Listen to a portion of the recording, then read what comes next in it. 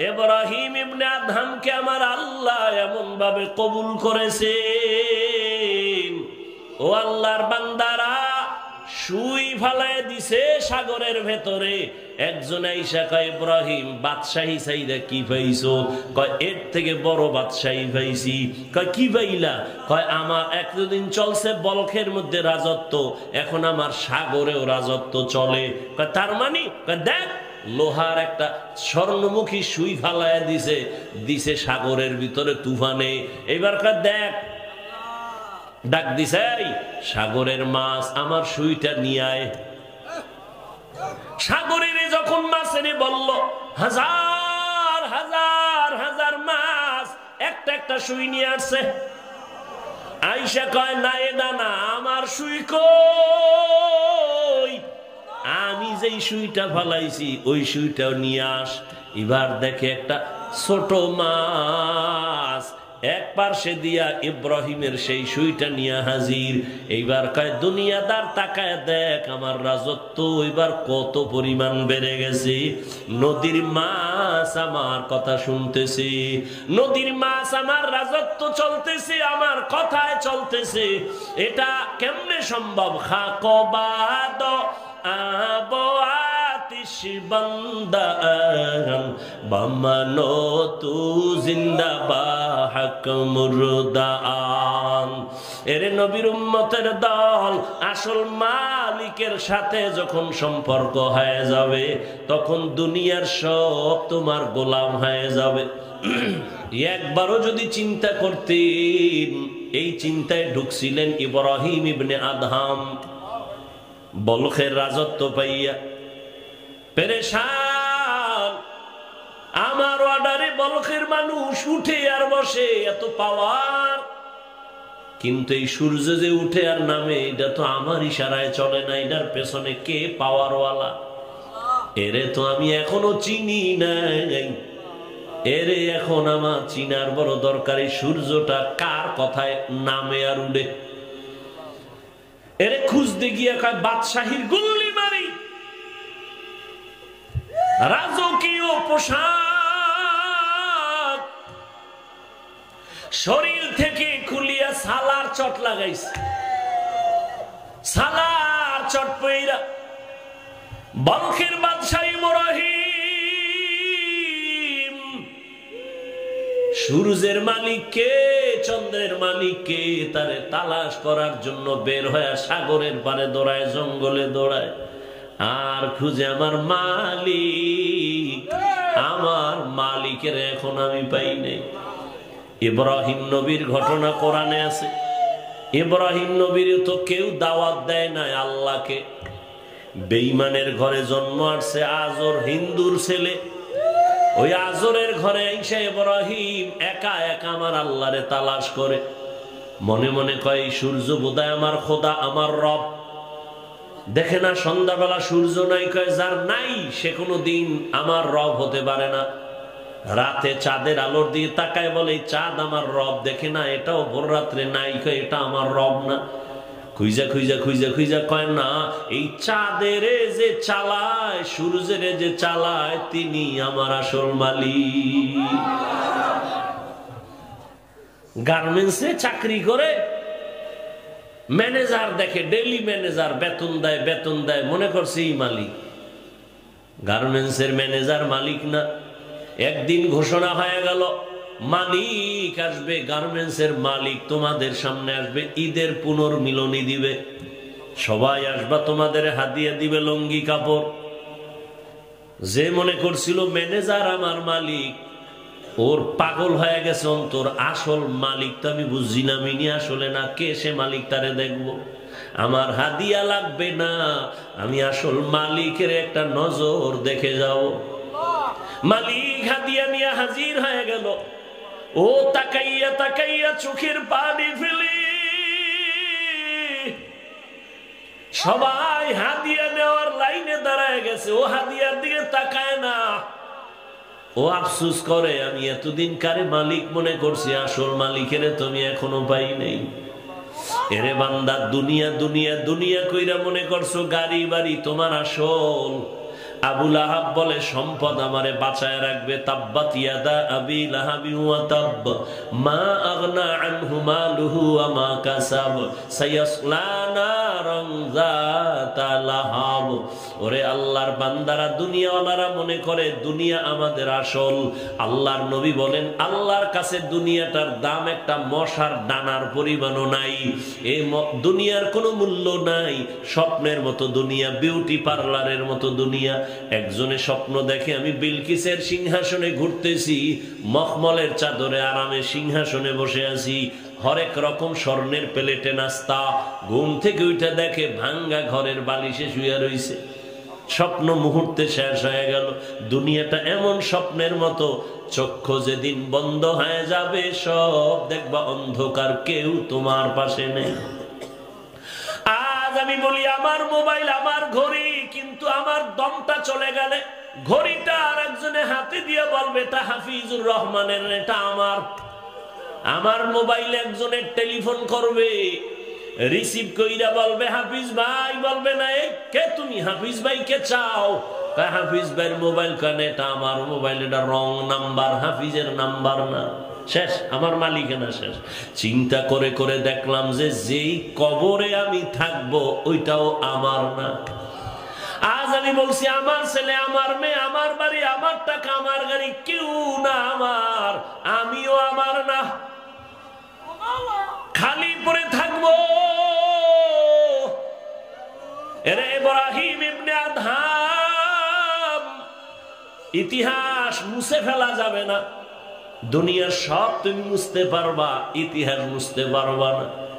ইব্রাহিম ইবনে Adham বুঝতে পারছি আমি আসল মালিকের পাই নাই, তো আমার এই বাদশাহী দিয়া লাভ কি যদি আসল মালিকের আমি নাই চিনি। আল্লাহরে পাওয়ার জন্য এবার ইব্রাহিম জঙ্গলে দৌড়ায় আর আল্লাহর তালাশ করে। ইয়া এলাহি মুঝসে মুঝকো দূর কর, তাকে দেখো মুঝ মে তুঝকো এক নজর। ইয়া এলাহি তু মেরা মাবুদ है, या इलाही तू मेरा माशूक है। ঘুরতে ঘুরতে ঘুরতে ঘুরতে গিয়া দেখে জঙ্গলের পাশে আর একজন পাগড়িওয়ালা বসে বসে জিকির করে আর আল্লাহকে ডাকে, হে মালিক। ইব্রাহিম খুশি হইছে, এর কাছে বসলে মনে হয় আমি আসল মালিকের সন্ধান পেয়ে যাব। বুজুর্গের কাছে গিয়া বসা মাত্র বুজুর্গ কয় তুমি কে? আমি এই বলখের একজন বাসিন্দা। কয় ভাগো ভাগো, তুমি এখান থেকে বের হয়ে যাও, আমার মোহাব্বতে ভাগ বসাইতে আসছো, আমার আসমান থেকে খানা আসে, তোমারে দেওয়া যাবে না। ইব্রাহিম মনটা দুর্বল করিয়া অন্য জায়গায় দৌড়াচ্ছে। ওই বুজুর্গরে পাগড়িওয়ালারে বাদ দিয়া চোখে চোখে রেখে অনেক দূরে গিয়া বইসা এবার আমার আল্লাহরে ডাকতেছি, ও আমার রব, আমি তোমারে তো এখনো পাইলাম না। বাড়ি পাইছি, গাড়ি পাইছি, বাদশাহী পাইছি, আমার সিংহাসন পাইছি, কিন্তু এগুলো তো আমার না। আমার যিনি, তারে আমি এখনো পাই নাই। আমার মা আমার না, আমার বাবা আমার না। দেখো না, স্বার্থে আঘাত লাগলে মা বাবায় সন্তানের মামলা কইরা দেয় থানায় গিয়া, দেয়নি? এমনকি মা বাবা সন্তানের জবাই তো করছে। এই বাংলাদেশের ইতিহাস, স্বামী স্ত্রীকে মারে, স্ত্রী স্বামীকে মারে, কেউ কারো না। আমার টাকা, আমার বাড়ি, সব আমি আমার আমার মনে করলাম, কিছুই আমার না। আমার যিনি আপন, এক সময় আমাকে আপন করেছিলেন, আমার কেউ ছিল না, তখন তিনি ছিলেন। আবার যেদিন কেউ থাকবে না, তিনি থাকবেন। ওই মালিকের সাথে সম্পর্ক এখনো কেন করতে পারি নাই? আমারে আল্লাহ পাক এই যে কথা বলতেছি, এত কথা কথা কথা, এই কথা মেশিন চলতেছে, ফ্যানের বাতাস দিয়ে এগুলো ঠান্ডা করে। আর আমার জিব্বা নামের মেশিন যে চলতেছে, কোটি কোটি কোটি কথা বের হচ্ছে। এই মেশিন কে বানাইলো? এই মেশিনের কে ঠান্ডা করে? কে তেল পেট্রোল অকটেন দেয়? মোবাইলে কান লাগাইয়া কথা বলতেছি, অনবরত কথা চলতেছে চলতেছে চলতেছে, হঠাৎ কথার লাইন কেটে গেল। কথার লাইন কাটলো কেন? ব্যালেন্স নাই। চেক করে দেখলাম টাকা আছে পর্যাপ্ত পরিমাণ, মোবাইলের মধ্যে আমার নেটওয়ার্ক নাই, দেখলাম না ফুল নেটওয়ার্কও আছে। কবিরা পাহারাদার কত কিছু সম্মান ফালায় আসছে আমার মহব্বতে। জামা কাপড় ফালাইয়া দিয়া, রাজকীয় পোশাক ফালাইয়া দুর্বল পোশাক নিয়ে আমার কাছে যখন আসছে, আমি মাওলা ওর ত্যাগের অবস্থাটা দেখলাম, কত পরিমাণ ত্যাগ স্বীকার করলো। এরে আল্লাহর বান্দা, ইব্রাহিম ইবনে আদহামকে আমার আল্লাহ এমন ভাবে কবুল করেছে। ও আল্লাহর বান্দারা, সুই ফালায় দিছে সাগরের ভেতরে। একজন আইসা কয়, ইব্রাহিম বাদশাহী চাইরা কি পাইছো? কয় এর থেকে বড় বাদশাহী পাইছি। কয় কি পাইলা? কয় আমার একদিন চলছে বলখের মধ্যে রাজত্ব, এখন আমার সাগরেও রাজত্ব চলে। কয় তার মানে? কয় দেখ, লোহার একটা স্বর্ণমুখী সুই ফালায় দিছে, দিছে সাগরের ভিতরে তুফানে।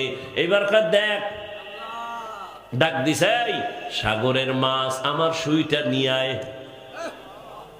সাগরের যখন মাছের বলল হাজার হাজার হাজার মাছ একটা একটা সুই নিয়ে আসছে। আইসা কয় না, এটা না, আমার সুই কই? আমি যেই সুইটা ফালাইছি ওই সুইটাও নিয়ে আস। এবার দেখে একটা ছোট মাছ এক পার্শ্বে দিয়া ইব্রাহিমের সেই সুইটা নিয়ে হাজির। এইবার কয়, দুনিয়াদার তাকায় দেখ, আমার রাজত্ব এবার কত পরিমাণ বেড়ে গেছে।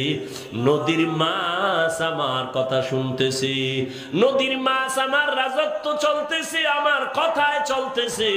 এটা কেমনে সম্ভব? খাকবাদ আবো আতিশ বান্দান বামানো তু জিন্দা বাহক মুরদান। এরে নবীর উম্মতের দল, আসল মালিকের সাথে যখন সম্পর্ক হয়ে যাবে, তখন দুনিয়ার সব তোমার গোলাম হয়ে যাবে। উজানির জমিনে ঘুমন্ত ওলিয়ে কামেল কারি ইব্রাহিম রাহমাতুল্লাহর ঘটনা আপনারা অনেকে শুনছেন, জানেন। ওই নোয়াখালী বাবার টাকা ফালাইয়া দেওবন্দ চলে গেছেন এলেম শিখার জন্য। দেশে আসার পর উজানি চাঁদপুর জেলার কচুয়া থানা, ওখানে যাইয়া হিন্দুদের মালিকানা বিশাল বড় জঙ্গল কিনলেন। এবার জঙ্গল সাফ করার জন্য ভেতরে গেলেন, গিয়ে দেখতেছেন একটা গম্বুজ দেখা যায়, পুরানো গম্বুজ। ওই গম্বুজের মধ্যে একটা বাঘ তার বাচ্চাটারে দুধ পান করায়। ইব্রাহিম বলে, রে এই বাঘ, বনিয়াদম আসছে থাকার জন্য, তুমি এখান থেকে চলে যাও।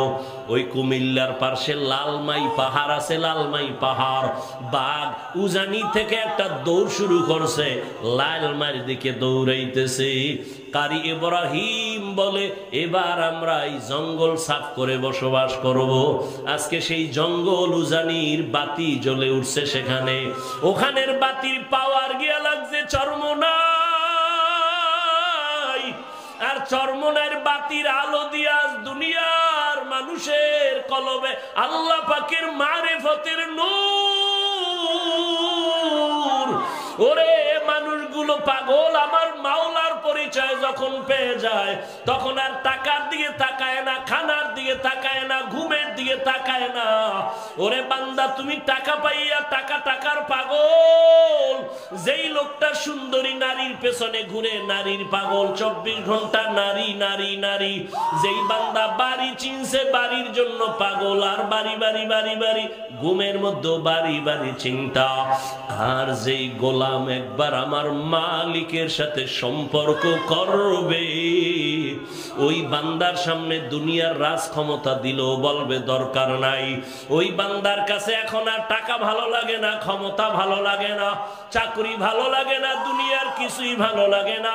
ওই বান্দা এখন আসে পাগলের মতো হয়ে গেছে, তার মাশুকের কই পাওয়া যায়? ওরে পাগলের মতো হয়ে গেছে, আরে কোথায় পাবো আমার মালিক? আমার আল্লাহকে খুঁজার জন্য পাগল পারা হইয়া বান্দা খানা খাইতে বসিয়াও তালাশ করে আমার আল্লাহ, বান্দা ঘুমাইতে গেল তালাশ করে আমার আল্লাহ। মনে মনে খালি ভাবনা, আমি বাড়ি পাইছি, গাড়ি পাইছি, আমার আসল মালিকের তো এখন আমি পাই নাই। পাগলের মতো করে আর আফসুস করে, গাছের দিকে তাকাইয়া আফসুস করে, মাছের দিকে তাকাইয়া আহ শব্দ উচ্চারণ করে, আর মাঝে মাঝে চোখের পানি ছেড়ে কাঁদে আর বলে, ও মালিক, কোন দিন আমি তোমার মোলাকাত যে পাবো।